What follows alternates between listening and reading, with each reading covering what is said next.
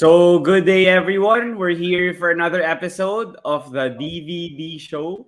So, for today, we have the current head coach of the Shine Elasto Painters, and he's also a former conditioning, strength and conditioning coach across various teams here in the Philippines and even abroad. And he also was a former head coach of the Kia or Mahindra franchise in the PBA before joining the Shine organization. And I'll now welcome here to the DVD show Coach Chris Gavina. Thank you for joining me here on my podcast.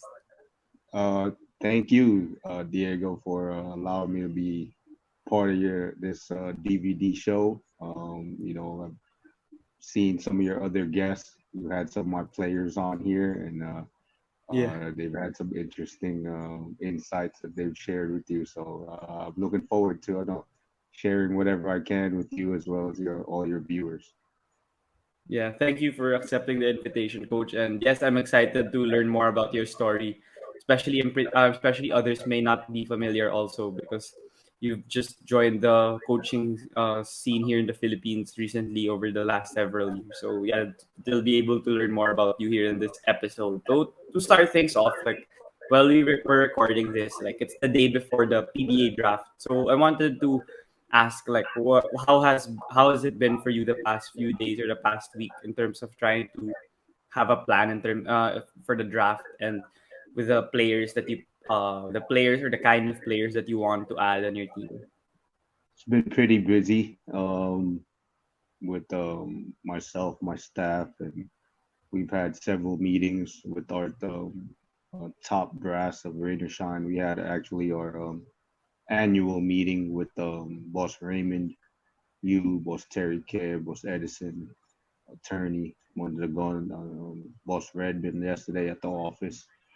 After we usually pretty much know um, who our target players are. After they give us the final list, which was provided yesterday. And with the when we found out that Cedric Bearfield Yeah. and Baltazar Mm. uh, both pulled out of the draft, we had to our board, our mock draft board really changed a lot, Yeah. and and some of the people that we looked at personally at practice, um, it really changed our minds of who we feel is going to go top three now. Obviously, everyone goes up. Um, Yeah. like Rosser goes up, Jared Gray goes up, Alana goes up. Hmm. After that, really, I feel like it's a need per team or Hmm. but for looking for best talent. So we've been trying to do our due diligence for our part for our number 5 and 10 pick this first round for the PBA draft. And like I said, a lot of video watching, a lot of discussions with your staff, and trying to find out as much as you can about certain these top aspirants coming in this draft class.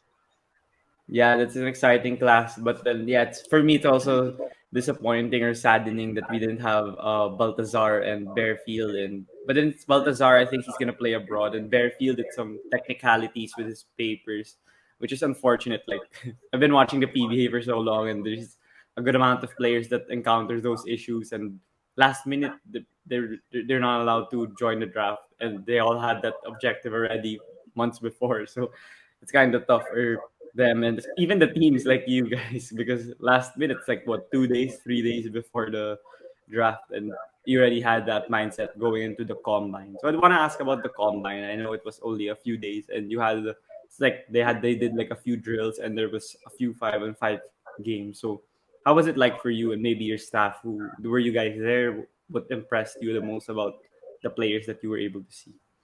Um, Coach Mike Buendia took care of our team at the combine and did a tremendous job. He got his team got all the way to the finals. Oh, that's great. So it's really good. I mean, I've coached in a combine before, and it's really good when when you get on a team that goes deep into the playoffs, because now you get to be seen more times by the PBA head coaches or coaching staff that's there.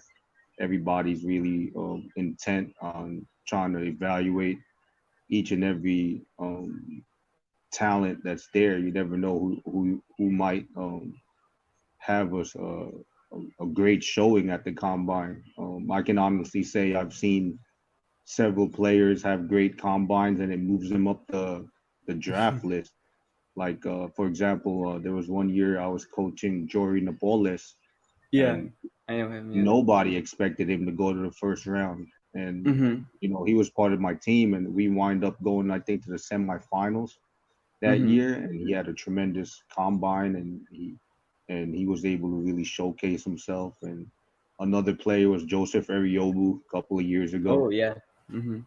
He had his team got to the finals, so you just don't really know um, who will wind up standing out in the combine. And there were several standouts in this combine where I didn't really get to an opportunity so much to see them myself during the year. And guys like, for instance, obviously everyone knows Alana, so we took a look at him also, and Mm-hmm. he's a strong kid. I didn't know how much of how much of an appetite he has for rebounding, and Yeah. when he goes up against guys of his peers, he Mm-hmm. really stands out. And so I really liked Espanola. He was on our team. Oh, JJ I never Espanola. Yeah. from UP. I never even heard of him, Mm-hmm. Mm-hmm. and he was making some things happen for Coach Mike's team where we took a look at him today. So Mm-hmm. and that's what's really impressive about the combine, that they do a good job of giving these guys an opportunity to showcase themselves. Feel, but you got to feel for them. Some of them played 3, 4 games, and by the time the finals came, majority of these guys were cramping up already, Yes. and that's their sacrifice for this dream that they have of trying to get into the PBA. So I applaud all of those, no, all of those draftees who really put it all on the floor during that combine yesterday. Yeah, so the combine was really great. Like I saw a lot of IG stories, and there was even a Facebook live, I think, of some of the 5-on-5 games. But then moving on to the Rain or Shine team in the terms of draft selection, and you guys had a great draft from the previous year when you got Santi Santillan, you got Andre Caracot, you got Anton Asisio. Like they played well whenever you'd put them in. Like you tried to. I know I'd watch the games and you tried to mix it up and try who would be successful and against this matchup or with this role. And you were filling in the void. Like you didn't have a point guard before. Now you have Karakut, who was great, like in that game against Ginebra in the previous conference, and then Santillan also at the 4 position. So maybe now in this draft, like, what's your preferred kind of play, or are you focused more on the talent of these guys, and you will just try to make them fit into the system when they join your team? Um, Upon assessing this year's draft class, without Bearfield now, Baltasar, I think it's Mm-hmm. based off available best available talent at our pick, Yeah. of who we feel that maybe another Santi where we can field them and still not necessarily expect him to make an impact right away, but eventually through development and experience, of course, and being able to learn through the veterans on our team. Our guys really embrace our young guys, and we're a team that we actually give our young players an opportunity to grow. You can't say that about every team in the PBA. So our number five is really going to be based off who who we feel is left from Mm-hmm. uh, the top, let's say 5, 7 prospects that's in this draft, Mm-hmm. and uh, we'll probably go off of the other teams ahead of us, um, especially what Converge does. Uh, do they go a big and a guard? Do they go two Oh bigs? yeah, because they have two So in the our mindset changes the minute they kind of make their decision making. The top hmm two, I think, is pretty much, or yeah. top three at that, pretty much is set. Like, um, I can see Rosser going one or two. hmm Gray and Alana, I think, are hmm gonna go higher now. Yeah. So, and the fourth and our fifth pick will be based on what Converge does at four, I think. Okay, yeah, that's exciting, especially for a team like Rain or Shine. It has a lot of young talent that with a ton of upside in the next few years. As you've been trying to elevate your game over this past few conferences, but then I'd want to also talk about a bit that last conference where there were a lot of breaks, a lot of disruptions in the conference, which may have been negative or positive for some of the squads in the PBA. Maybe for you, what were your like initial takeaways when you talked to your team after narrowly missing the playoffs in this conference, despite you lost most of your games na close deficit only, and it could have easily gone either way. It was just in the final few seconds or minutes where the game didn't go your way. So how was your assessment like for your team heading in from from the previous conference? You know, we're not a team that look for excuses for because we had a break in that in such a way, but it did have an effect in not just us, our team, but also all the other 12 teams in the league, where where you feel like you're getting some level of continuity with your Mm-hmm. practice. From when we had our break, I believe we were uh, 2-2 at the time or something, Mm-hmm. and then you have that extended break, and you have an import that it may have taken him a few weeks to get himself acclimated to the weather here again, Oh yeah. getting in shape again. Then you have that 3 week break, and so it was really just hard building. I think a level of chemistry with our import, with Henry Walker. There Mm-hmm. was a constant bottom reset all the time. Uh, uh, and, when you're going up against these top world imports, when we came back, it was a sprint. And a lot of our games were tough. And with our younger players, when a guy like Henry Walker is trying to hold you to a high level of accountability, some of these guys were really accustomed to that or Mm-hmm. ready for it. And I think that's part of their growth. I know, like guys like Don Andre Santi, uh, Henry Walker was really trying to push them to out of their comfort zone, Mm-hmm. and making sure that they understood that you have to really do things a certain way every single time to be successful, and to beat teams like uh, NLEX, the previous conference, who wind up second all conference Yeah. long, San Miguel's, Magnolias, Morocco, and your margin of error becomes very small. So, and it was just a great learning period for all of it, including myself. When you come back into the PBA, and it's not easy trying to acclimate myself also, and I'm trying to learn um, what the bottom ins and outs of my guys. Not so much X's and O's, just really more about their temperament of how I need to coach them. Everybody's responds in a different way. I can be harder on other guys. Other guys, I felt that if I'm too hard on them, they kind of go into a shell. So it was no, it was definitely a learning curve for everybody last year, and we're looking forward to learning from those lessons and making sure that we right those wrongs going into this season.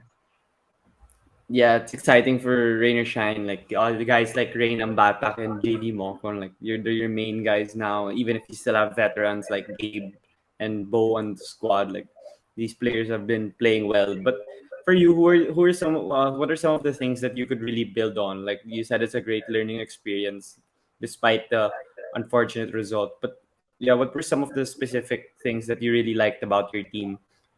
Despite the losses, like maybe the play of someone like Mike Nieto who just joined you in the middle of the conference, and he even had a game where he was the best player right away, and there were other players that stepped up when I think Ray got injured for a bit, and there were players who stepped up. So yeah, for you as their head coach, what could you really build on for the upcoming All Filipino conference?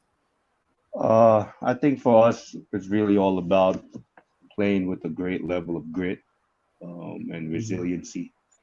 I'm always preaching to our guys a term that we use, um, man up. It's an acronym that I've used with our guys where it's kind of our core values. Where M for us is you gotta be highly motivated. A is your attitude. Is about mindset of doing things the right way when you're expected to doing it. Um, Mhm. and you got to have a level of nasty at the pro level. You got to be willing to go to a dark side sometimes. You can't always be a nice guy. You got to, Mhm. at the highest level, there's a very fine line you gotta kind of traverse in order to get to the next level. You for you is united. Our level of unity has to really um, be prevalent when uh, adversity is really presented to us. And P is pride. For me, you have a level of pride and passion for who you're representing in this organization. And so you got to recognize that it's bigger than you. Your actions and your professionalism are always being, let's say, evaluated. So, and overall, the meaning of man up is just taking responsibility for what you're expected to do. Similar to, let's say, being a parent, you have to man up and do the things you have to do to take care of your family. Agree. So Yeah. that's something that I feel if we embrace that mentality, um, that culture, that's something that we can kind of keep building upon brick by brick.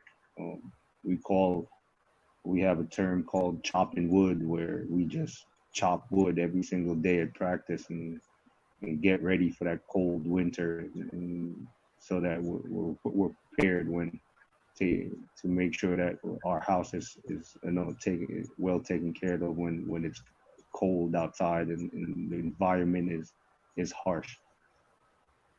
Yeah, that's a great, that's a brilliant acronym that you impart to your players, and I'm pretty sure that would stick to them. It's not, it's not gonna be, it's gonna be hard for them to forget that whenever they're gonna sleep at night when they go to practice the next day. It's really gonna stick to them, and every game they'll remember that.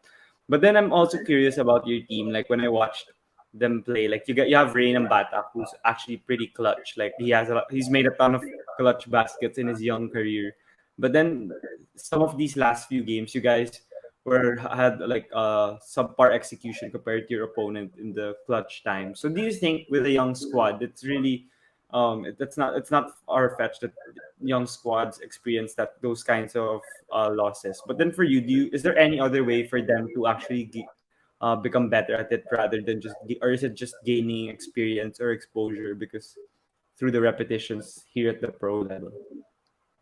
Um, there's nothing like in-game experience to really prepare you for future success. Mm-hmm. And you have to just go through the fire at times. It's not something that you can show on video or you can try to explain to a young player like a Karakot or Sistio or Santillan. Yes, Mm-hmm. they played at a high level in college, but obviously, evidently, when you get to the next level, it's a whole new um, pace.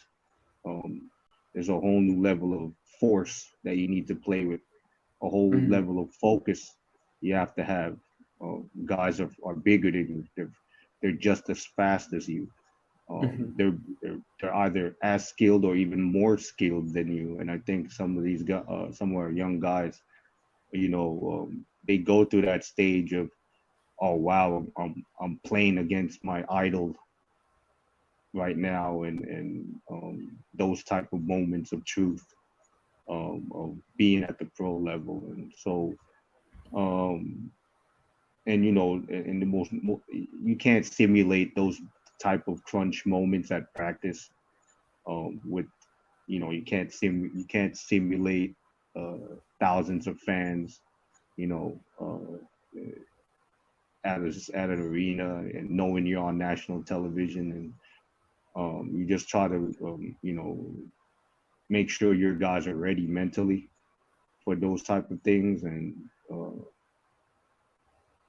And you can't fast track those moments for young guys. And I'm glad we went through a lot of those moments, and I feel it's going to really prepare us to have a bounce back conference and season this year, because these guys went through those, no, those moments of truth where they really had to deal with a high level of adversity.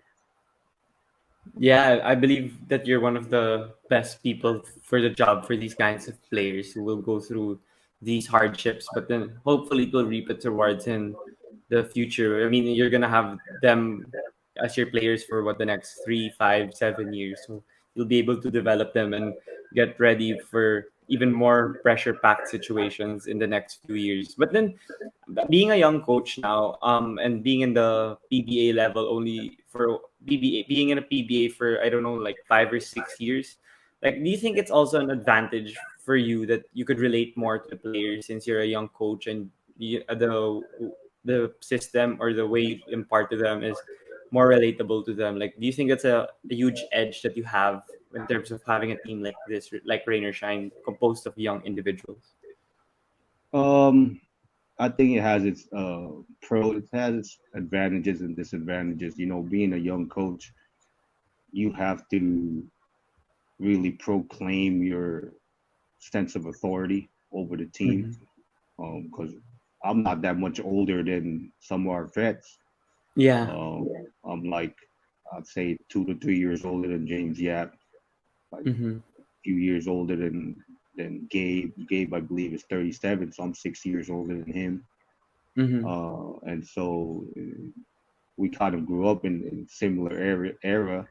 So I do Mm-hmm. understand that. And the guys that I'm 10 years older than, those are the guys that I try to um, see how they kind of respond to hard coaching, Mm-hmm. because my era, hard coaching was in your face, a high degree of cursing, and um, you may get hit sometimes. You don't know.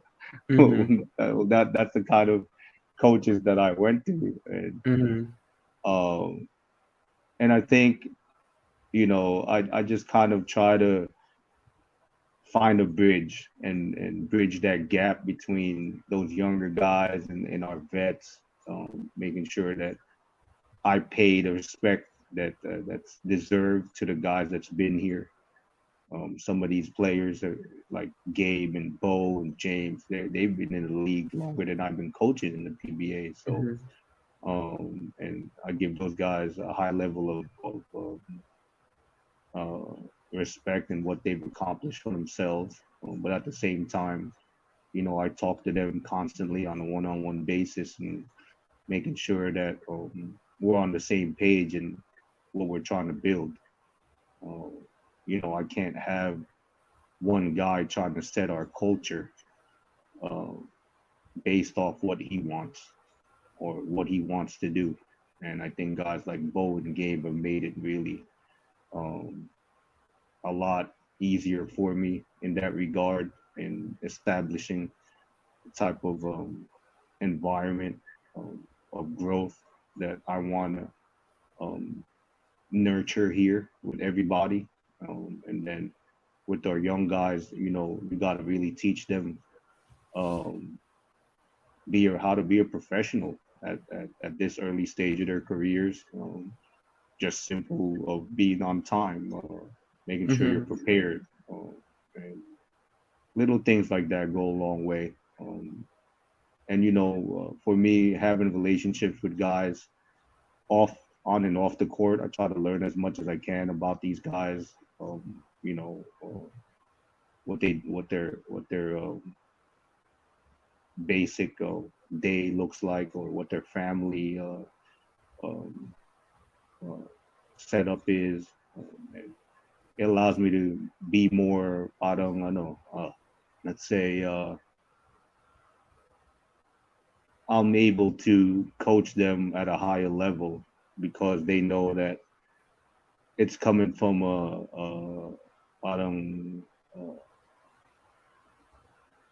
I want to say, it's coming from a good point of view where I'm not going to Mm-hmm. stray Yeah. them.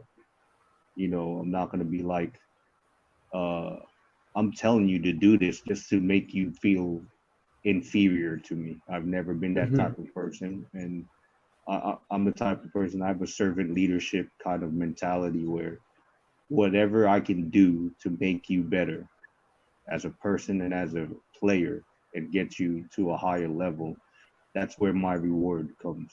So, man, that's always been my approach as a coach. Yeah, your philosophy and approach to coaching is really commendable for me. Like I like the way you coach. Like I watch the NBA a lot, and like Ime Udoka, because I'm a Celtics fan. When he was new, people were saying that why are you calling out your players in the post game press conferences? Like that's not the way you should be coaching anymore. Even Chauncey Billups. I mean, Portland didn't do well this year, but then in the start when they kind of had a chance, he would also do it whenever he'd see the lack of effort or the lack of fight in them. Especially with Portland, they're not that good defensively. So when they're lazy, lackluster, you could see it immediately. So I wanted to ask like your way of coaching. Like how did you have that way or that approach of being hard nosed and yeah, you said cursing them out and hitting them sometimes. Like how did you have that style of coaching and make it still effective in this generation, even if others may veer away from it already because it's a new generation or a new era? I think you got to kind of I'm a big Bruce Lee fan. So I've read several of his books. I've always watched videos of his flow like water mentality. Yeah. And you got to have that empty cup mentality where you can't feel like you know everything. Mm-hmm. And I always try to empower my staff, my players, in making sure they feel they're part of what we do on every single level. And so you mentioned a high level of accountability. I grew up watching coaches like Jim Boeheim, Bobby Knight, Yeah. Thompson, uh, uh, all these Big East guys because I'm from New Jersey, Mm-hmm. and Bobby Hurley. Oh yeah. And you see that there has to be some level of accountability for these that level of success on a yearly basis. And as long as you kind of find a common ground of where when you have to kind of break someone down to build them up, where similar to a Navy SEAL kind of approach. Mm-hmm. I learned that from a book I read about the Navy SEAL approach, Oh. and and guys start realizing that the let's say I make them do some things that they weren't accustomed to ever doing, and they're able to get through it, and Yeah. so that obviously says that um, a lot about themselves, about how they deal with someone pushing them to their edge or the limits that they felt that they had. So, and it's always about balance. I feel about being hard and you gotta love them, like Coach Pop says. As hard as you are on them, you gotta also show that you love them, and you gotta have a great deal of empathy for a lot of guys. And some guys go through some family issues. We all do, Mm-hmm. and and you gotta be able to embrace that. Like my guys carried me when my mom passed away last year in the bubble. Oh yeah, I remember And that. I was able to lean on them a little bit and get through that hard moment. And that's how it should be on a team where you're able to feel like someone has your back to that point where you feel most vulnerable, and and you can you can kind of break your walls down and let somebody have that um, level of trust about you. Yeah, that's really great that you have that mindset and you learned it from other people as well through books. Like, personally, I don't read a lot of books. Like, I only read like articles or like I listen to podcasts. But then I know that I should also, start reading since I'm like a sports writer. Like, it's gonna help me a lot. But it's really great that you shared it also here. That balance is important, and also a lot of these coaches that inspire you to continue evolving and continue developing as a coach. But I wanted to also ask you about the coaches in here locally. Like, yeah, you mentioned Coach Tab off the record. You mentioned there's also Coach Tim, Coach Chot. Like these coaches have encountered or endured a ton of challenges already, a ton of success and failures along the way. And of course, when you go up against them, fans may uh, say that they have an advantage because they're more tenured or more veteran. But then for you, what would you say is the challenge that you actually that actually gives you more motivation or inspiration to show your wares and say that you could compete with the best of the best despite still being a young coach. I love it. You know, I have a vision board in my condo where I have the top coaches there, and Oh. all and their championships are listed. Coach Tim's got over, I think that's almost 30 championships now. Coach Trout's like somewhere near has is right behind him. Coach Norman, Coach Mm-hmm. Leo. So I know who's Coach Yang. Obviously, I know who's above me, Mm-hmm. and you got to be willing to accept that who's better than you. I always say if you feel you're the biggest fish in that pond, you better go find a new pond.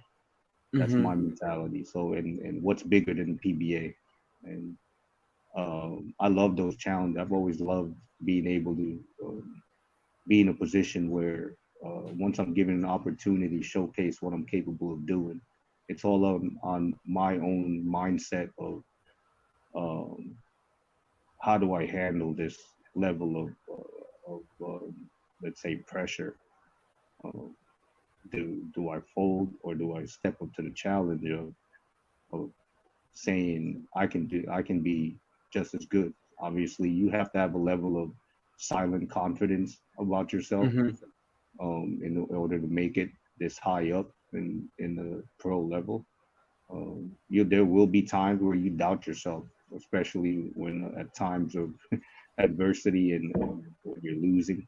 When I went to that winless conference in Mahindra, Oh yeah. that was probably one of the lowest points of my coaching career, but I think it helped me become more resilient, um, uh, being able to be my highest critic. You got to and grow. I always want to learn as much as possible.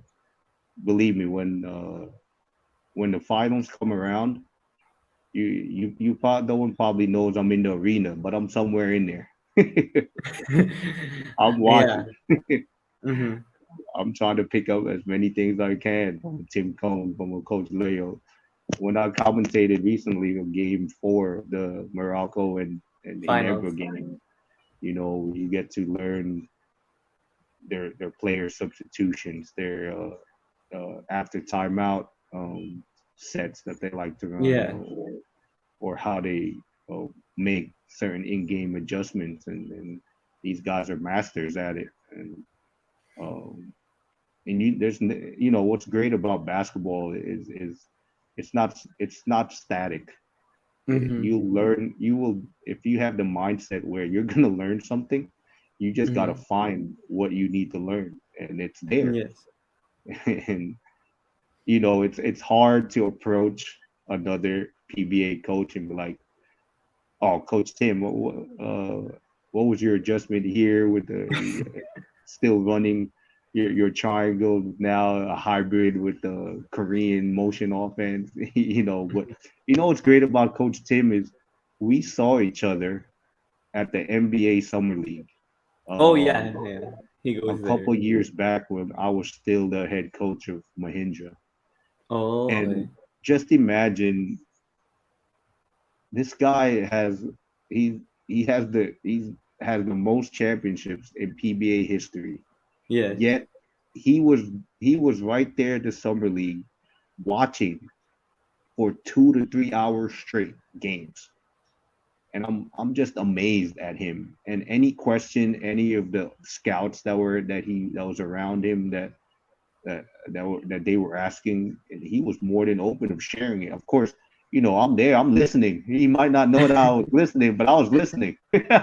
Yeah, for sure. and, That's and additional and information and knowledge. and so and you gotta admire that about a guy like Coach Tim Cohn, where he's still learning. He's still going to coaching clinics during that period, and it's just an infinite amount of really of learning that you can never stop getting accustomed to, or wanting to. Um, I'm a learnaholic, so as much as I can learn from and incorporate into my coaching and make me better, that makes my team better, I'll do it.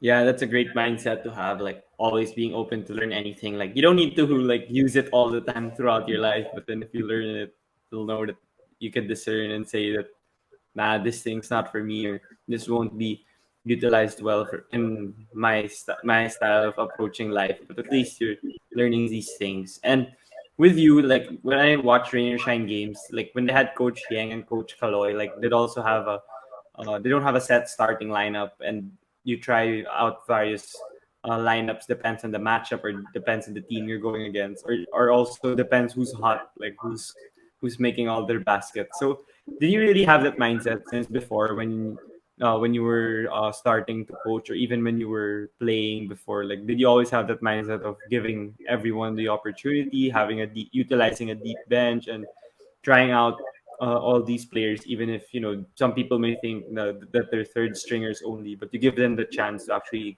get into the floor? You know, being a former player, it gives you a great perspective of how those third string guys feel, and I've been in that position. Um, I went through it from high school to college, where you always have to prove yourself all over again at every single level that you go up to. Mm-hmm. And so sometimes you feel like you are better than the next person, Yes. and but you have to be humble enough to accept that maybe it's not your time yet. Mm-hmm. Um, what can I learn in this moment? How can I keep getting better, even though I may not be getting playing time? So it's a matter of perspective, really. And you got to keep in these guys, your 12, 13, 14, 15, in your roster engaged some way, somehow. You got to make them feel um, that they play such a critical role, and they do, because they're the guys who get your first and second team prepared. They don't Mm-hmm. get any of the headlines, any of the press conferences, or the highlight films. But I Mm-hmm. myself, as a coach, give these guys so much credit, as much as I can, because you know how important they are. Um, and like I said, I know how they feel of, you want to play so much. You put in everyone puts in so much work on a day-to-day basis, and you just want that opportunity. And but obviously at the pro level, there's got to be some level of a pecking order, um, and so I think if you can organically fill those roles that you're gonna need from certain guys, and guys accept those roles, and stop thinking about credit, that you can go a far ways with your team when that dynamic becomes uh, like a constant uh, with everybody, where there's no toxic environment where guys are trying to pull each other down. Mm-hmm. Now it becomes where guys are trying to push each other up. The Yes. mentality of what can I do to help, let's say, Bo Belga win another championship, help Gabe Norwood um, get to the back to the back to the top, help James Yap become the player he was, and that's the mindset that I try to instill with our guys now. Yeah, that's great. And you mentioned also, I wanted to touch on also that you mentioned your previous experiences as a player, and others may not even know that you were a player before when you were in the States. So maybe you could tell us a bit of a story on your like your upbringing and childhood, like where you grew up in the States, and was basketball your first love, or did you try out other things before actually pursuing basketball as a player and then as a coach?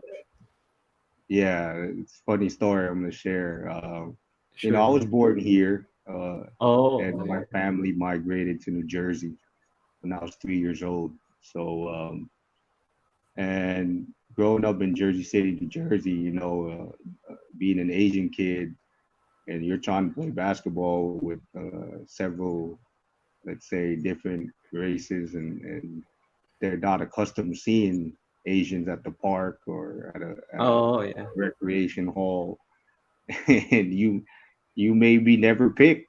You're gonna have to. Oh, It's a yeah. it's a, it's a proving ground for yourself of can you deal with this level of out of there's a high level of doubt when they see guys like me on the court, and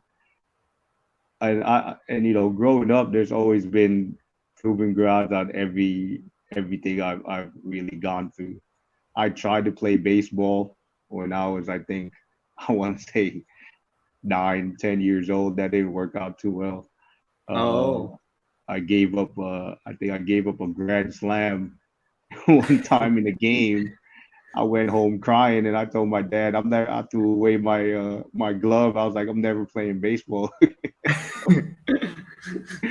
So that was my quick baseball career right there. I also tried tackle football, but then when Oh, my okay. when my mom found out I was trying to play, and she watched practice one time, and then she was like, "No, you're not playing tackle football." Yeah, yeah.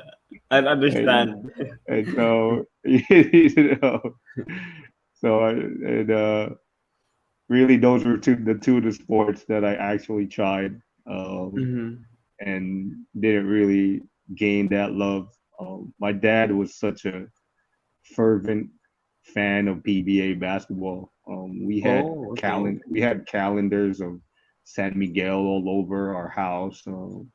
He was always he had tapes of like old PBA games, so that's really where and he always had like in the local Filipino leagues, he always had teams, and there Okay. was a lot of ex PBA players at the time during the 80s and 90s in New Jersey. And so I got to meet a lot of these guys and see the brand of basketball, of how it was played in the PBA, and they kind of molded me into the love for the game, and that's really how I got brought up, and nurturing my love for the game of basketball and PBA. Oh, okay. Yeah, that's great. I didn't know that your dad was actually a huge fan of Philippine basketball, even if you were in the States. But then, since that you were playing there in the States and we encountered also some difficulties because of our race. Like, yeah, because we're like Filipinos. How was it like being a varsity player? Like, did you play until high school, college, and or did you even try like, I don't know what other leagues there are there in New Jersey? Like, what did until what level did you try playing at before trying out something else?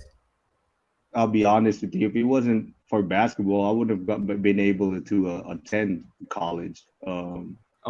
I was fortunate enough to land in a high school where my coach at the time, Tom Lalacado, had recruited me in a local kids league, and he saw me playing. And this was a Catholic school, private school, and he found a way to get me funding to go to that school. And I had a pretty lucrative senior year where I able to have enough, let's say, uh, enough of a impression on Mhm. college coaches where the coach of Stevens Institute of Technology, a top engineering school in New Jersey, Oh. um, really was recruiting me pretty high, and I'd also been recruited by a Division II school, Mm-hmm. NJIT, and I wound up not getting a scholarship offer over another Oh. player that that I had played against when I was younger. This uh, Italian American player that I always had a rivalry with, and he wound up getting that last spot. So I wind up Oh, going okay. to so I wind up going to Stevens Tech, um, and it was hard. You know, from jumping from high school to college.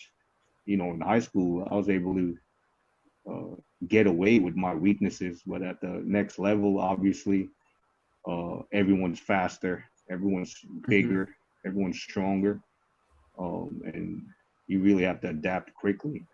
I remember my very first practice in college. I was so excited the night before. I slept in my practice uniform. But then at the time, it was so cold. I had caught, I don't know, I had caught something. I had the flu. I was coughing Oh. everywhere, and I went to practice, and I'm coughing everywhere. And my coach is like, "What are you doing here?" I'm like, "Coach, I'm not missing the first week of practice." Like, Oh, that's a and, great and, story. and I was So, so I was so excited, and like I was so happy. I waited so long to be in that position, and I wasn't gonna let a flu stop me yeah. from making my team. Mm-hmm. And from my freshman year to sophomore year, I was able to start towards the end of my freshman year because one of our upperclassmen had gotten injured, and from there, I never gave up my starting position after that. I told myself that I'm gonna outwork anybody that they bring in for the next 3 years that I'm here. And that was my mentality that. And although we weren't, really winning at the time, it just helped bottom build my personal growth or the goals that I set for myself. And as I moved forward through my career at Stevens, I started realizing that the more work you put in, the more success you have. And towards my third and fourth year was really when we had some level of success at the school for the first time at a basketball program. And I ended up with leading several categories at the school, 3 points, um, 3 points made, Mm-hmm. percentages, um, and I think they wind up uh, retiring my jersey because I was crazy one year, my junior year when I got hurt. I Mm-hmm. sprained my MCL and we had a game, and I suited up even though I knew I wasn't gonna play. But Oh. we wind up only having like 4 guys left, at the end of the game, I told my Yeah. coach, put me in. I'm not gonna let these guys get embarrassed. Yeah. And he was like, "Aren't you injured?" I'm like, "I don't care." Like, Yeah. that's how much pride I had, and I didn't want my teammates to ever have that feeling like I didn't have their back and wasn't able to, and I wasn't gonna do whatever I needed to do, and that's carried over to what I do now as a coach. So. Those times were great. Yeah. How about that mentality of being persevering and determined to actually just show up and do whatever you want, have that passion of like playing despite everything, like the hardships that you didn't make it in the other school you were talking about, and going through these injuries in this school that you were flourishing in. Like, how did you have that continued perseverance? Was it like built in you by your parents when you were growing up, or was it from your friends or your peers that you experienced with when you were at a younger age? Like, how was it like with your mindset and mentality? Oh yeah, it was definitely ingrained from my parents. Mm-hmm. We weren't exactly uh, a very affluent uh, family. My mom worked I remember she worked in these really, let's say, dingy hotels before just to make ends meet. My dad was an accountant, and then he became a postal clerk in the post office. And my Lola uh, was really who raised me because while my parents were working, and my Lola was a special ed teacher, and I think I got Mm-hmm. my level of discipline from her because um, she would take me to some of her classes, and I'd see the way she'd hit some of these kids, and she does the same thing to me. And so being a teacher, and you see that from your Lola, and you bring that over to your life, Mm-hmm. and she had the typical Pinoy kind of mindset of our culture of being embracing work, not being afraid to um, make sacrifices for your family, and for the people that you care about. And those are things that my parents really ingrained in myself. Yeah, that's really great to hear from you, and I think it really helped a lot in terms of all the events or situations that occurred throughout your life. And being here in the position here in the Philippines, like as a coach, strength and conditioning coach, and then assistant coach, and then head coach. Like before having the opportunity to go here in the Philippines and pursue a new job of yours, did you do anything else after you graduated college, or did you go straight already here to the Philippines? No, after college, I really had no intentions of coming out here to the Philippines. Um, Oh, I worked right away. I graduated with a chemical biology degree, and so I worked a couple of years in a roofing company, and then I eventually landed at L'Oreal as a formulation chemist. I was working there for wow. 8 years.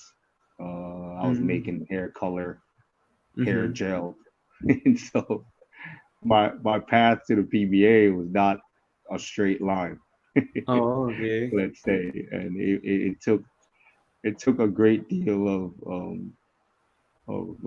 determination on my part because by the time I decided to come out here, I'd already had 3 knee surgeries, um, Oh, and and three times having to rehab myself back to bottom physical state where I felt like I could play again. And when I decided to come out here in 2008, it took such a long time for me to mentally and physically be prepared to feel like I was ready to just try to play here at the highest level that I could. That was my goal when I came out here in 2008, and I was able to accomplish it. And although it was tough, trying to make a team, but you just find ways. You don't make excuses if you really want something badly enough. yeah. How about with being a chemist? Like, is there some sort of connection, or did it help you at all in coaching or in basketball in general? Since it seems so far from sports or like entertainment. But then being a chemist, is there like a mentality aspect or a focus aspect, like the way you approach what you need to do? Is there any sort of relation being coaching and being a coach? Yeah, definitely. Oh. Being a chemist, there's a level of creativity that you're allowed to have. I'm very analytical, uh, and I kind of reverse engineer things of of how do I break down a complex situation, let's say practice, at a game, and Mm-hmm. that's how I go about things. Of how I attack, um, game planning and preparation. And also, being a chemist, you have to know when I was making things at L'Oreal, you have a procedure that you give it, and you have to put certain things at certain times at certain temperatures.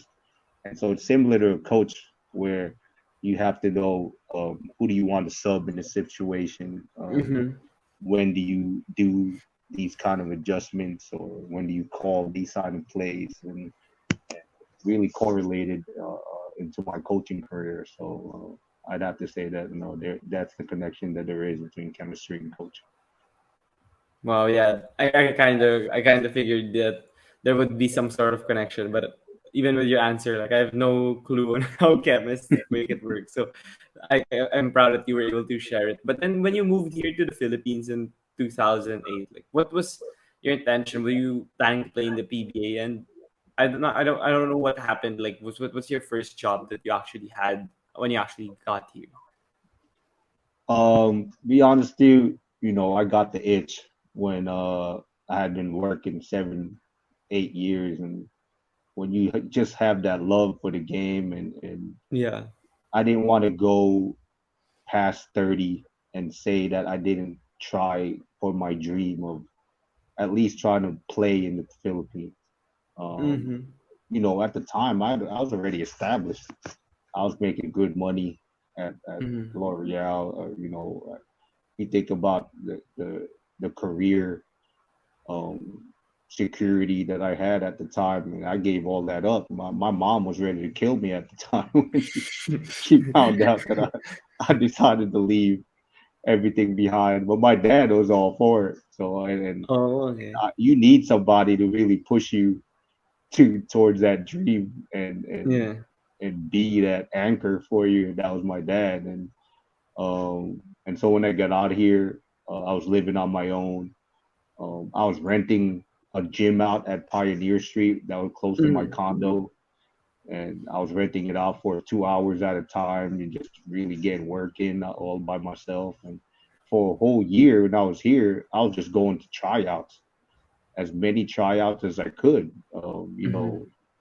I learned how to take the LRT, MRT, like, and I wasn't, there was things outside of my comfort zone, but you learn to do it Yeah. because you can't take a taxi all the time. That starts Yeah. adding up after a while.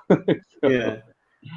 and that level of grit you got to really have to embrace that grind. So I admire guys that go through that as well, because I went through it also. And so my first team, I was actually able to, make it, to my, hometown in Liga Pilipinas in the Quezon Red Oilers with Coach Oliver Bunyi. Mhm. And I played down there, and that was such a great experience, being able to kind of live, walk in my dad's shoes, living in Lucena. I lived there for a year, and it wasn't easy there. Our players' quarters was about an hour and a half from where we practiced, Wow, that's and I far. and I had to wake up 5 in the morning. The minute I heard the rooster, that was my alarm clock at the Mhm. time. That meant I need to go up and ride my two jeepneys to practice. So, Yeah. that was a great learning experience for me. Being it, you're in like a dance hall with 18 other guys who are trying to do the same thing as you, and try to get to the next level, which is the PBA. Yeah. And I hardly even played on that team, but I was Oh. just so happy that I was on the team. Mm-hmm. and it was physically taxing. You know, when you're 28, 29, and your knees are basically bone on bone, that everyday grind at practice, man, takes a toll on you.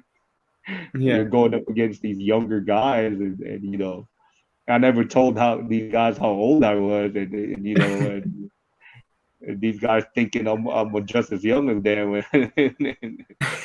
But late at night, man, I'm feeling my age, Oh, yeah. and you know that experience, I know, really ingrained a lot of lessons of grit and perseverance and resiliency. Yeah. And how many years were you able to play? And then I know that you pursued being a strength and conditioning coach also before being a assistant coach for the PBA. Yeah, I played from 2008 to 2010, and in Mm-hmm. 2010 I entered the PBA draft. Our draft class was sila Noy Baclau, Oh, Raba. Rabba Al Husseini, Ray Yeah. Guevara, John Wilson. So Mm-hmm. that was a talented draft class. Mm-hmm. So I didn't wind up getting drafted that day. So that's another aspect of a player that I know about, of that, you know, that expectation you have of going up on the stage and then your name not being called, you know. And that's something that I empathize with the draft applicants now going into the draft tomorrow. Oh, yeah. Um, and so after I didn't get drafted, I told myself and I talked to my dad about, you know, I think I'm done playing and what's my next step. And I didn't know anybody here in regards to Mm-hmm. the coaching fraternity. And and knowing that, I had to really create a niche for myself. And that's when I decided to get my strength and conditioning certification. I went back to the States and got certified. And I came Oh. back. And when I got back here, I looked online and I searched basketball coaching jobs. And the first thing that came out was Coach E basketball, Coach Eric Oh, yeah. Altamirano's Yeah. basketball school. And so I Yeah. I applied. used to join that. Oh, really? Yeah. Yeah, when I was younger. Yeah. And so I applied there, and I got you know, I got interviewed at Coach Eric's house.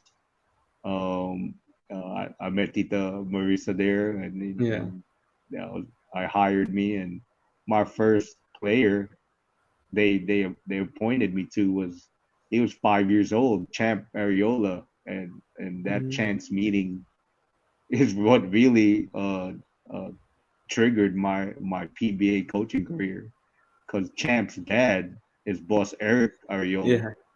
who's the Yeah. current head of basketball operations of Northport. Wow, And that's a at great the story. Yeah. time, he was team manager of the Philippine Patriots of the Oh, ABL. yeah. Yeah. Yeah. And so, and I had been training for free, just to get my name out there. Don Dulai, um, Yeah. previous coach of Davao, and he Mm-hmm. was getting ready to play in Singapore. And so I think Singapore had played the Patriots, and Coach Don played tremendously. And I think Boss Eric has asked him, "Hey, who have you been working with? Because you were like this last year." And Don Dulai mentioned me to Boss Eric, and Boss Eric at the next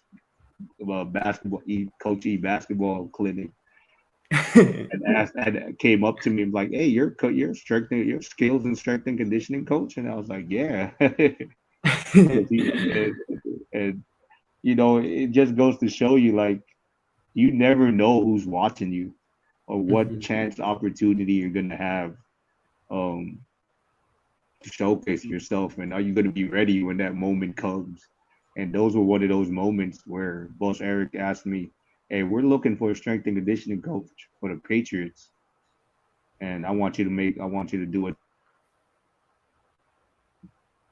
And I came in uh, to one of the early practices. I've shared this story several times before, where I bought a tire at Evangelista to bring to their Oh. practice to add to their training. Yeah. program. And when I walked in the gym with this tire, the players there were looking at me like, "Who is this guy? Why does he have a tire with him going to our practice?" At the time, Coach Glenn Capaccio was their head coach. Okay, yeah, I Um, remember that time. I was still and pretty he young at allowed that time. yeah, and he allowed me to do my demo, and he liked it, and that's when they brought me on as their strength and conditioning coach, and that's how my first coaching job here in the Philippines. Yeah, that's a great way to hear it. And being a strength and conditioning coach is no easy job. I mean, you might not be the one on the camera or like having the grits and glamour, but then you also have a critical reason on the success of these players or the health of these players. And I'm pretty sure that's what you did during your tenure with the Patriots and with Global Port eventually. But then, how about your transition as a real coach, like as a assistant coach and then a head coach? Like, how much of a change was that for you, or was it still similar since you've been ingrained with basketball since you were a teenager? You know, I give so much of credit to Coach Glenn Capaccio for where I am today because um, he gave me such a great level of confidence, um, of being able to grow under him, from being his strength and conditioning coach. And then when he was able to get appointed head coach at Kia, he brought me along there, and he expanded Mm. my role from being a strength and conditioning coach to being one of his defensive coaches at the time. And imagine the other assistant coaches he had there was Coach Alden Ayo, Coach Chito Mm. Pistolero, Mm-hmm. Coach Louis Gonzalez. So he had some notable names there, and Coach Rob Wainwright was there at the Oh yeah. time. And so Coach Rich Alvarez was there. And for him to give that level of confidence, let me grow and move up his staff, um, I give him I give so much. I love that guy. Every moment that I can acknowledge him, I do. And so that's how I was able to grow from strength and conditioning. Now I'm more of a assistant coach. I do a lot of the skills during practices. And uh, moving to the assistant coaching, you have to be willing to. Your role there is to make your head coach's job easier. Mm-hmm. You have to be able to be take initiative without, you know, making sure that you're not stepping on anybody's toes. That you're just doing what your coach needs you to do, and go above and beyond what you feel a player needs you to do. And you embrace that role as you move up the coaching staff. Yeah, and eventually any PBA fan would know that you were appointed eventually as the head coach of the Kia Mahindra franchise for a couple of years. And yeah, you were able to also that was like your first head coaching job in the PBA. But then I wanted to ask, like, since you shared almost all of your stories already since you were in the States, like, how do you overcome all these adversities and still have like a positive mentality or positive outlook in life? Like, I'm pretty sure there were times that you maybe were like willing to not continue anymore because of the hardships you endured or encountered. But then how did you still have that positive and optimistic mindset? Because maybe in this generation other people aren't like that. Like, they don't have the patience or the desire to actually continue persevering for what they wanted from the beginning. Um, I think you hit the nail right on the head with the word mindset. I've Mm-hmm. been reading this book called Mindset, actually, that I learned about from Coach Eric Spoelstra, the Oh yeah, yeah. Miami Heat. And in the book, it tells you about having a growth mindset or a fixed mindset. Um, Mm-hmm. and people with a fixed mindset um, tend to have that worry of failure, Mm-hmm. where people with the growth mindset are more like, how do I use this failure as a challenge to help myself grow and become the person I want to become, or get to where I want to get to, and not use it as an excuse to quit, or use an excuse to stop what I'm trying to achieve. Mm-hmm. And you kind of you dig deep back into your own personal experience, when you're a kid, and then you move forward towards your adulthood, and you appreciate the upbringing, the that that that your parents brought upon you, of you know respecting your elders, of making sure that you embrace a hard work behind everything that you feel you deserve. I never grew up with a sense of entitlement about myself, because that's not what was ingrained in us from our childhood, from our parents, from my Lola. Mm-hmm. And that's moved forward with me as I've grown into a head coach. And, uh, you know, I think a lot of the things that parents really have to show is it's okay to fail. Mm-hmm. And some parents don't want their kids to fail, and to me that's the greatest um, bottom lesson for a young player, a young coach, to really learn how to deal with the failure.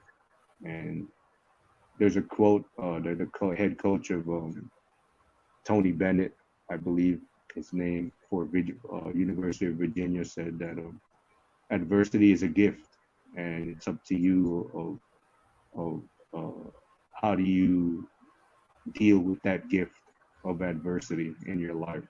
Um, and I've kind of embraced that mentality, even though I was younger, and until now.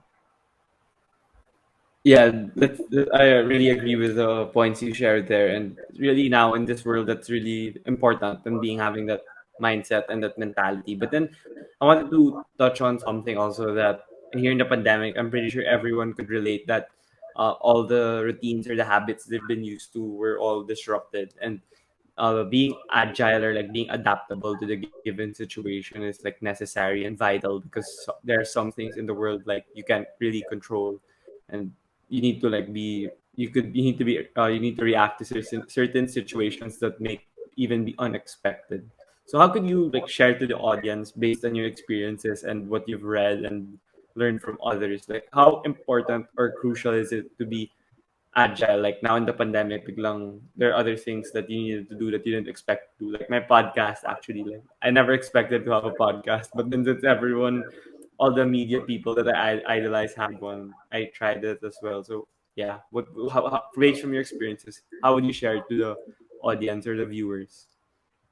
Um, like I said earlier in our interview about having a that that flow like water mentality Oh yeah. of being able to be formless. There's a famous quote Bruce Lee says, "When you put water in the teacup, it becomes the teacup." Mm, That kind of mentality where you can turn yourself into any type of, let's say, variable that you need to overcome. mm-hmm, But you definitely need to have a forceful mindset, um, where you you got to be willing to take some lumps across along the way of what you're doing, and have a persevering spirit about yourself. Like you said, in the pandemic, a lot of things changed, and you had to keep yourself on a swivel. And how do you adapt and overcome that environment? And mm. for yourself, you created your podcast. Other people maybe, had to sell a lot more things online. Yeah. Um, in order to make ends meet for their family. And it was definitely a difficult time these past 3 years. Even us as coaches, we weren't able to work with our players for so long. How do we keep ourselves engaged? How do we learn? Like usually, I would always go to a coaching clinic on a yearly basis, and then I couldn't because of the pandemic. So now you have to go search for knowledge, and Mm-hmm. use your time wisely, actually, and don't just feel like don't let the moment kind of bring you down. Like I know a lot of people got depressed because they everybody was stuck at home. I was in the same boat. Like I was in my balcony, uh, contemplating life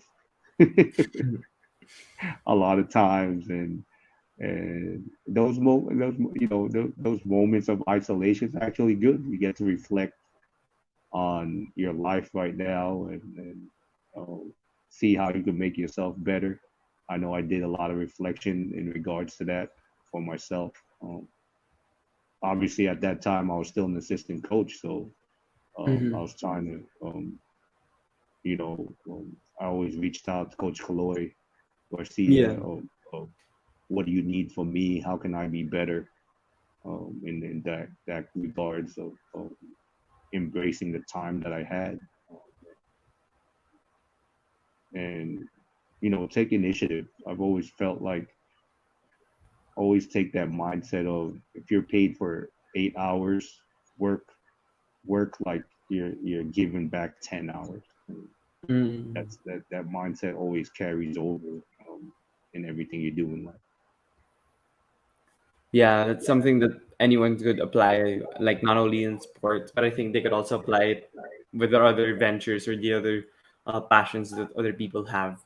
But then the last point I wanted to ask about your coaching stint with Kia and Mahindra, the franchise, was you being able to be with Manny Pacquiao, and you were also in a team that did have great success in terms of consistent playoff runs. And like I'm pretty sure you know that the fans on social media always criticize that franchise because they do moves like the coaches have no control over anymore, and it's kind of tough. Like you're building something, and then the next conference, these players are gone, and then these draft picks are gone. So how did that experience help you with your with other facets like of your life and your future endeavors that you endured? Because you were there with Manny Pacquiao. People were saying like, oh, why is he there? Like he's just a laughing stock of the PBA. And then you also had this side wherein there were a lot of moves that people would criticize and doubt. So yeah, how was it like for you as an assistant coach and a coach of that organization? Um, I think I touched upon it earlier about it's always about perspective and mindset of how you approach um, certain situations that you have to deal with as a professional, and be as professional as you can about it, and always try to make the best of the situation. Yes, they were saying that it was a difficult situation where you're having to interact with boss Manny Pacquiao, but at the same time you have this luxury of being in the presence of greatness. Mm-hmm. And so I never took that for granted. You try to just kind of embrace the moment with a guy like boss Manny, and whatever situations that had arise, uh, where he played certain times, and you got to find ways to protect him, and you don't Mm-hmm. want to be the coach to go down in history where Manny Pacquiao was injured during your watch. Yeah. So, and like I said, you have to be able to find ways to adapt and overcome those difficult moments. Mm-hmm. And it wasn't just myself. Coach Rob Wainwright helped a lot in that aspect of helping me. Coach Joe Lipa, the Mm-hmm. Coach Joe Lipa of UP paved the way of helping me kind of establish um, my ability to think on the fly. He was so great at helping me, at practice of changing things up and making sure that I was always on my toes of trying to figure things out on such on a quick kind of way, Mm-hmm. and it just trickled down, when you're presented with situations where you do generate a level of success and then something happens where it's all taken away from you. How do you deal with it? Uh, I always go back to, again, you have to be a professional of what you do. When you're the head coach, you're the CEO. Mm-hmm. You have to take the grunt of things that's happening behind the scenes sometimes that you have no control over, like you said, and you have to be able to put that face like everything's all right even amidst this chaos, because your team, your fans, the organization is all looking at you to see how are you going to carry yourself right now, in this position of adversity. And so I tried my best to really just uh, be as professional as I could and be thankful for the moment. Yeah, that was a great experience for you. Now that people could see it more, that you've improved and developed as a better coach now at Rainer Shine, and it's still a lot of years to go with your coaching career. And I'm excited to watch you more on the PBA hard court and see how you impart your system to these players and them executing it on the floor. So, thank you so much again, Coach Chris. But before we wrap up, I just have a few questions that I ask my guests.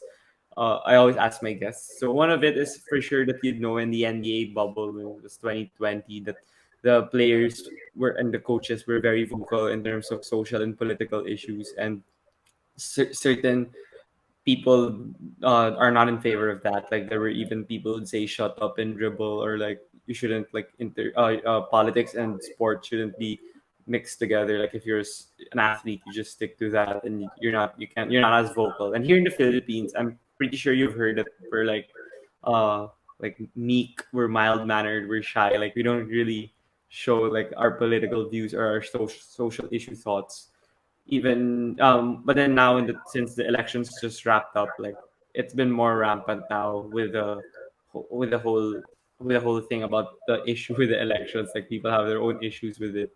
But then for you, since you were a player before and now you're a coach, what's your thoughts on athletes being vocal and expressing their opinions, whether in media or in social media, or just expanding the knowledge of their fans and followers, since everyone has a platform for them to educate their followers through the social media platform or any kind of platform. Yeah. You know, everybody has their own opinion, and Mm-hmm.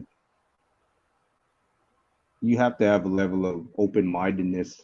I feel you can't have this cancel, what they call it now, cancel culture, Yeah. where if you have an opposing uh, opinion on something, they'll say that, oh, he doesn't know what he's talking about. He's not my friend anymore. And Mm-hmm. so you're not gonna have too many friends if you Yeah. if you have that level of mentality. Because Mm-hmm. I have friends where we have discussions where we have opposing thoughts on things, and yeah, Mm-hmm. but I don't go blocking them on my Facebook or Instagram. Like, you know what I mean? And I think you just have to be respectful of everybody's opinions and their own personal insights on political issues. Like if someone wants to express themselves on their individual platforms, how can you stop them? Everyone's Mm-hmm. human.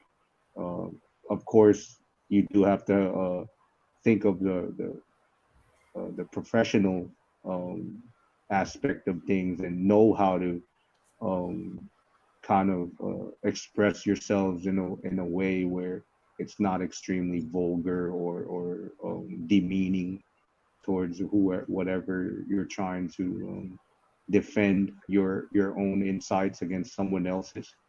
And there's always a way of saying things where I feel, nah, you can express yourself. to the extreme. I mean, with the great level of information out there, with the with the internet, there's always ways that you don't have to be, I don't know, show a sense of entitlement about yourself that you know more than someone else. Mm-hmm. You may have to, hear somebody out to learn more about what they're going through, and it'll help you understand them, and you express yourself in a way where they can understand you more, where you're not at odds at one another, and finding ways of really just uh, a level of unity is really the overall goal of politics, isn't it? So, Mm-hmm. um, and making sure that we move forward as a community, as a nation, and as a people, and as humans, of becoming better people. So I think that's always the overall goal of human life, I think. Yeah, that's a brilliant point you shared, and the people that actually overreact or exaggerate some of the opinions of others when they express it, like they comment on exaggerated stuff, like they could learn from what you said, and hopefully they could apply it in their future issues that will happen in the country, whether it's social or political. So yeah, thank you so much for sharing that. But then for the next question, it's just for fun. Like if you had the opportunity to have dinner with five people, dead or alive, who would you invite or bring to that dinner? Oh, that's a great question. I'm gonna steal that one. Oh man, uh, could God be one of them? Yeah, that could be. That could All be. right, so obviously he'd be number one. Yeah. Probably Jesus Christ. I'll Hmm. put I'll put Jesus Christ there too. I gotta put Bruce Lee up there. Oh He's yeah. my idol. Hmm. Um, who else? I've always wanted to talk to Phil Jackson. Hmm. Um, and lastly, oh man, it's a tough question. There's a lot of options there. Yeah, for sure. You can't go wrong with any. You can't go wrong with this Yeah. question. We stick to basketball. I'll probably have to put Michael Jordan there on my list. Oh yeah. It's a great answer for sure. So I'm a huge Jordan fan, even if I didn't get to watch him like Yeah. live. It's just through highlights and the Last Dance documentary, those things.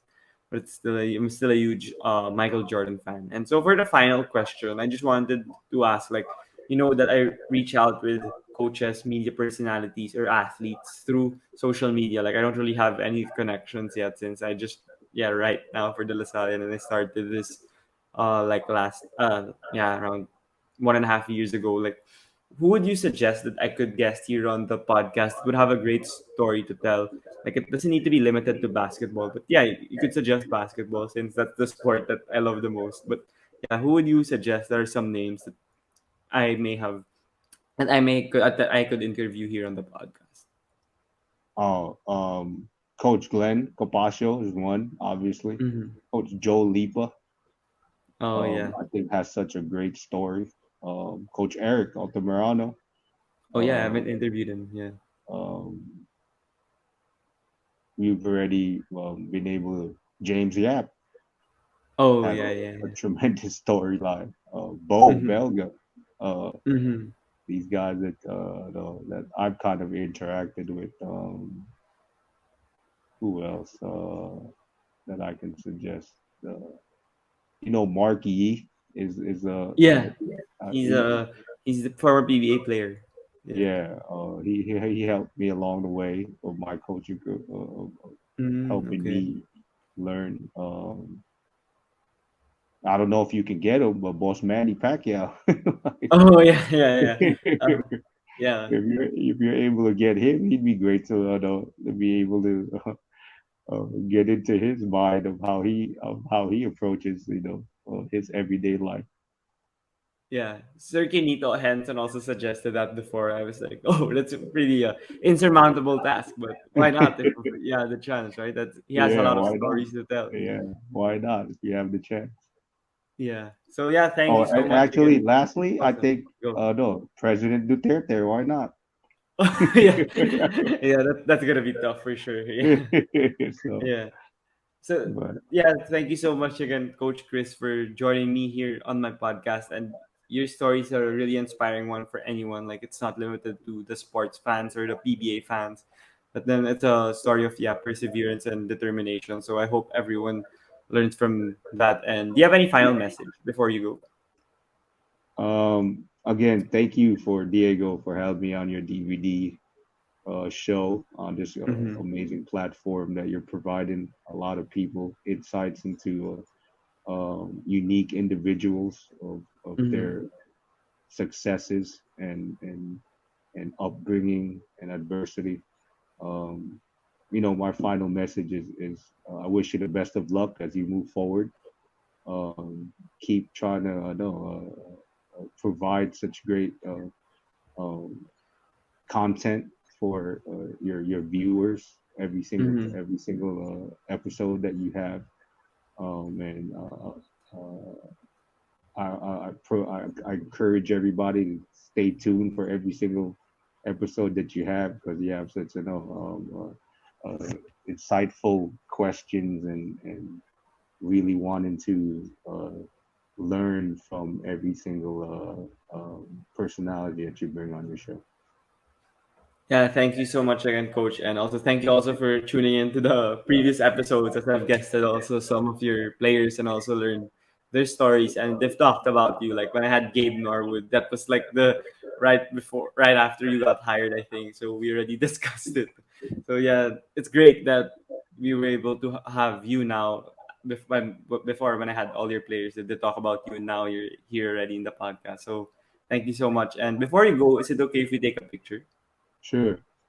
Okay, I'll take it from here. One, two, three.